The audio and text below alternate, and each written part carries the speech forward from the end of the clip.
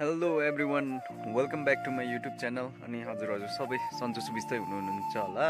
र आज चाहिँ म तपाईँहरूलाई छोटो भ्लग लिएर आएको छु। म यहाँनिर छुनाहरूकोमा आइपुगिसकेको छु र अब चाहिँ म फेरि बजारतर्फ फर्किँदैछु। आज चाहिँ भ्लगमा त्यस्तो खासै कुरा त केही थिएन है, तपाईँहरूलाई देखाउन सकिनँ है। आज त्यही हो, अब फार्ममा आएँ, अलिकति त्यो फार्मको कामहरू गरेँ अरे, अनि फेरि म सधैँकै बाटो उकालो फर्किँदैछु यहाँ सिलेपबाट उकालो रामुङला है। अनि मैले तपाईँहरूलाई त्यही एउटा नयाँ कुराहरू देखाएँ तपाईँहरूलाई। त्यसमा तपाईँहरूले कमेन्ट गर्न नबिर्सिनु होला है। के रहेछ आफ्नो कमेन्ट गरिदिनु होला भन्न चाहन्छु म है।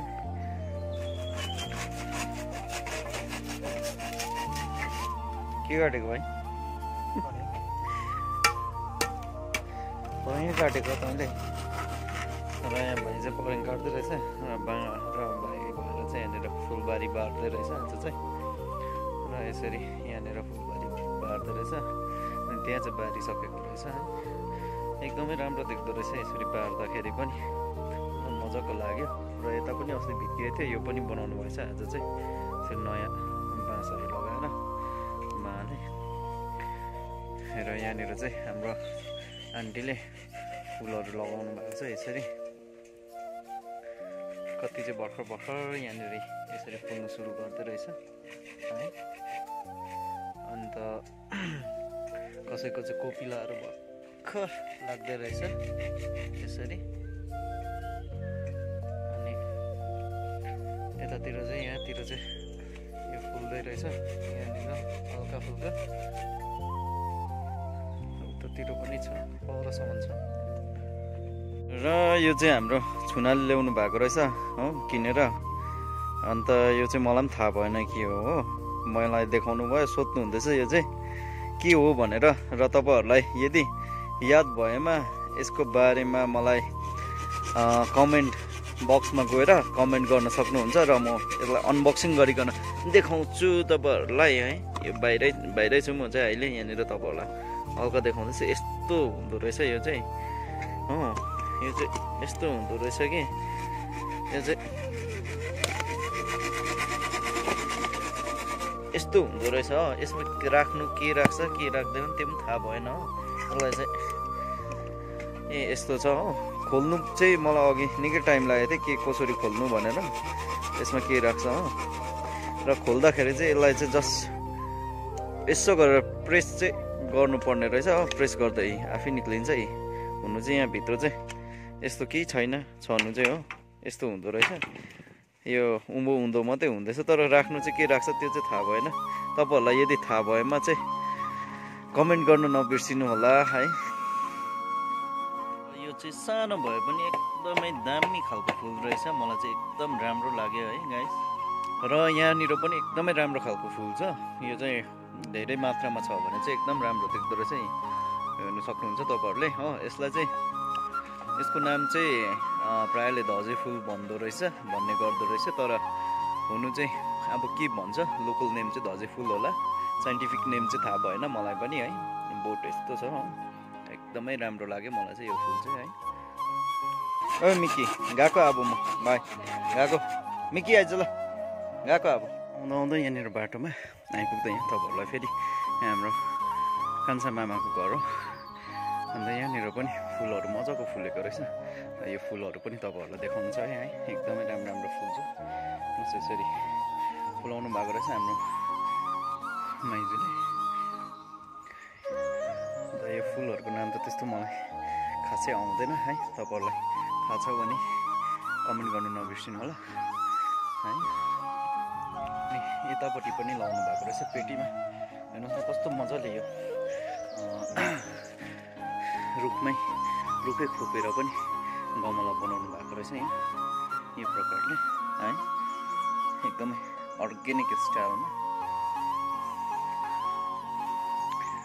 अनि यहाँनिर पनि लाउनु भएको रहेछ है फुल चाहिँ, एकदमै राम्रो लाग्यो मलाई पनि। मजाले फुल्दो रहेछ यो फुलहरू। अनि यता पनि छ फुल चाहिँ। यहाँनिर पनि लाउनु भएको रहेछ। यो फुल पनि एकदम राम्रो लाग्यो, सानो भए पनि चढकेको। यहाँतिर पनि लाउनु भएको रहेछ माइजूले फुलहरू। अनि यहाँनिर चाहिँ हाम्रो मूल घरमा पनि एकदमै राम्रो फुल लाग्यो, कम्ती रोप्नु भएको रहेछ तर एकदमै राम्रो देख्ने लागेर तपाईँहरूलाई पनि देखाउन चाहेँ है। यहाँनिर यतातिर पनि लाउनु भएको रहेछ हाम्रो मुखमा। अनि यो त अस्ति तपाईँहरूलाई मैले भ्लगमा लगाएर देखाएको थिएँ, तर अहिले चाहिँ मजाले निकै फुलेको रहेछ, निकै फुल्दै रहेछ है। र हाम्रो चाहिँ यो पहिलाको मूल घर थियो, यस्तो छ, अगाडि चाहिँ यस्तो थियो। अनि यहाँनिर चाहिँ यो यतापट्टि यहाँ आँगन देख्दै गर्नु भएकोमा पनि घरै थियो, तर तोड्यो यहाँनिर चाहिँ है, तोडेर अहिले चाहिँ यस्तो थियो। किचन चाहिँ यहाँनिर थियो, यहाँनिर यो थिएन, यो चाहिँ नयाँ बनाएको। तल्लोपट्टि त्यहाँ गम्बुट राखेको हुँदो त्यो कुकुरको तल्लोपट्टि थियो टाढै, अहिले चाहिँ छैन त्यहाँ, र यता बनाउनु भएको रहेछ बाबाहरूले। यस्तो छ यहाँनिर चाहिँ। र बस्तीको नजारा एकदमै मलाई त राम्रो लाग्छ बजारभन्दा त, तर के गर्नु बजारमा बसाइ चाहिँ छ है। आज म चाहिँ यो बाटो भएर फर्किँदैछु उकालो, बजार NIT पट्टि निक्लेर फर्किन्छु है। हाम्रो चाहिँ र खास खानेपानीको ट्याङ्की चाहिँ यहाँनिर बनाएको छ, पानी मुहानदेखि लिएर चाहिँ यहाँनिर बनाएको छु। अन्त यो कटुस पनि एकदम ठुलो कटुस छ, राम्रो लाग्छ। यहाँ छ एउटा कटुस है। त यो छ मेरो चाहिँ जाने बाटो, अनि म चाहिँ फर्किँदैछु है त। अहिले चाहिँ पहिलातिर चाहिँ यस्तो यहाँनिर देख्नु हुँदै गरेको यो चाहिँ अलैँची हो। यस्तो अलैँची बारी चाहिँ यहाँ ड्यामै हुन्थ्यो, अहिले चाहिँ नाङ्गी केही छैन अहिले चाहिँ हो। रुखपात छ, रुखपात बाहेक अरू केही छैन। हेर्नुहोस् न, यहाँनिर एकदम डरलाग्दो भयङ्कर अलैँची हुन्थ्यो मैले थाहा पाउँदाखेरि, अहिले चाहिँ छैन। अब यहाँनिर चाहिँ बारी चर्चाउने मकै बारी थियो, यो टोटल मकै बारी थियो पहिलातिर चाहिँ। अहिले चाहिँ अब यो चाहिँ हाम्रो माइली छुनाको बारी पर्छ नि त। अन्त अस्ति पनि तपाईँहरूलाई भ्लगमा भनेको थिएँ, र यसमा चाहिँ अहिले बाले चाहिँ अलैँची लगाइदिनु भएको छ, र अलिकति भए पनि रमाइलो देख्दो रहेछ, राम्रो देख्दो रहेछ। यसरी चाहिँ फर्किँदा यहाँ NIT को अलिकति मुनिपट्टिको जङ्गलमा हिँड्दैछु है। जुगा पनि लाग्दैछ, हेर्नुहोस् न जुगा तपाईँहरूलाई देखाउन चाहन्छु। जुगा लाग्ने समय भइसकिसक्यो है। मार्नु चाहिँ मार्दिनँ, म फ्याँकिदिइहाल्छु टिप्दै। र पत्करहरू यस्तो भइरहेछ है। चाहिँ बस्तीमा चाहिँ गाईलाई चाहिँ एकदमै उछाउनुको लागि चाहिँ राम्रो हुन्छ, जस्तै कुखुरालाई भुस ओछाएको जस्तै गाईलाई सोत्तर है। अझ म पुग्न आँटिरहेको छु यहाँ माथि। अस्ति तपाईँहरूलाई छोटो भिडियो देखाएको थिएँ जहाँ चाहिँ माइजूहरूको घर छ, त्यहाँ पुगेर फेरि जानुपर्ने छ नि त। अब के गर्नु, गाउँले जीवनको, गाउँले लाइफस्टाइलको है, भिलेज लाइफस्टाइल, भिलेज ब्लग भनिसकेपछि यस्तै मात्र देखाउन सक्छु तपाईँहरूलाई है। रुखपात, जडीबुटीदेखि लिएर फुलहरूदेखि लिएर चाहिँ हिँड्ने बाटोहरू यस्तो है, अनि थरीथरीहरू देख्नु पाइन्छ। र आफैलाई पनि मलाई त रमाइलो पनि लाग्छ।